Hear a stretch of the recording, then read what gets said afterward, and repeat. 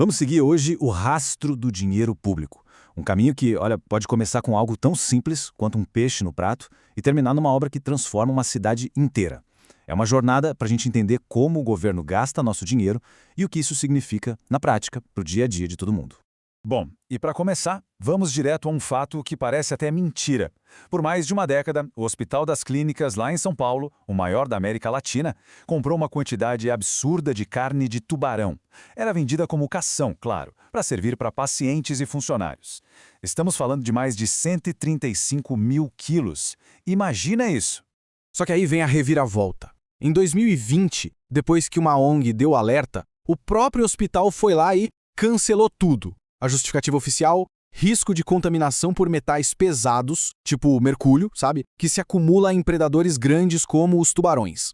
E aí fica a grande pergunta, né? Como é que um alimento que pode fazer mal foi parar no prato de tanta gente em hospitais, escolas, presídios por tanto tempo? E olha, esse não foi um caso isolado. Uma investigação da Mongabay mostrou que o tal do cação é super comum nas compras do governo pelo Brasil todo. Isso leva a gente para um sistema muito, mas muito maior. Para entender como uma coisa dessas acontece, a gente precisa olhar para as regras do jogo. Existe todo um processo formal que comanda o que o governo compra, desde um lápis até um viaduto. E a principal regra do jogo se chama licitação. Pensando de um jeito simples, é tipo uma competição. As empresas oferecem seus produtos e serviços e o governo tem que escolher a proposta mais vantajosa. E a atenção nem sempre é a mais barata, mas sim aquela que melhor atende ao que foi pedido.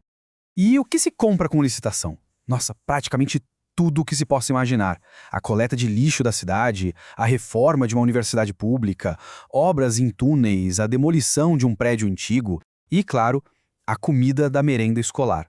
É um universo gigantesco de contratos. E os valores são astronômicos. Só para a gente ter uma ideia da escala, esse aqui é o valor de um único contrato por ano para cuidar do lixo em Anápolis, Goiás. 131 milhões de reais. Isso dá uma noção do volume de dinheiro que gira nessas compras. Pois é, com tanto dinheiro e tanta coisa diferente para comprar, a ineficiência virou um problema crônico. Por isso rolou uma grande tentativa de redesenhar esse sistema todo, de buscar um caminho melhor. Em 2021 entrou em campo uma nova lei de licitações. A grande virada de chave que ela propôs foi: vamos parar de focar só em cumprir tabela, em seguir a burocracia e começar a pensar de forma estratégica. O foco passou a ser planejamento e, principalmente, eficiência. A intenção da lei é exatamente essa: ajustar a bússola das compras públicas. É como se dissessem: pessoal, o norte agora é outro, e o novo norte é eficiência. Uma das principais estratégias para chegar lá foi a centralização. Então, o ponto crucial é este. A lei incentiva a gente a sair de um modelo todo fragmentado, todo picado, para um modelo centralizado. Em vez de cada secretaria comprar suas canetas, por exemplo, a ideia é juntar tudo, comprar um volume gigante de canetas de uma vez só. Isso gera economia de escala, padroniza o que se compra e, claro, aumenta muito o poder de negociação do governo. Como diz essa análise da lei, essas compras pulverizadas, ou seja, cada um por si, são a receita para o desastre. Mais custo, mais ineficiência. Centralizar, pelo menos na teoria, resolveria um monte desses problemas de uma vez. Ah, mas como a gente bem sabe, né? Entre a teoria e a prática existe um abismo. Colocar essa nova visão de eficiência para funcionar tem sido um desafio, e tanto. Cheio de contradições. A ideia de centralizar é ótima no papel, mas no mundo real, a máquina pública tem suas próprias engrenagens. E nem sempre elas giram na direção que a lei aponta. Vamos dar uma olhada num caso concreto, em Itamaracá, Pernambuco. O Ministério Público foi investigar e encontrou uma série de falhas bem graves. Faltava o básico do básico, tipo um plano anual de compras. As informações nos sistemas ou estavam atrasadas ou com valor zerado. E ainda tinha gente acumulando funções, o que, claro, acaba com qualquer tipo de controle. Agora se prepara para este número. Olha o tamanho do erro que encontraram num dos registros.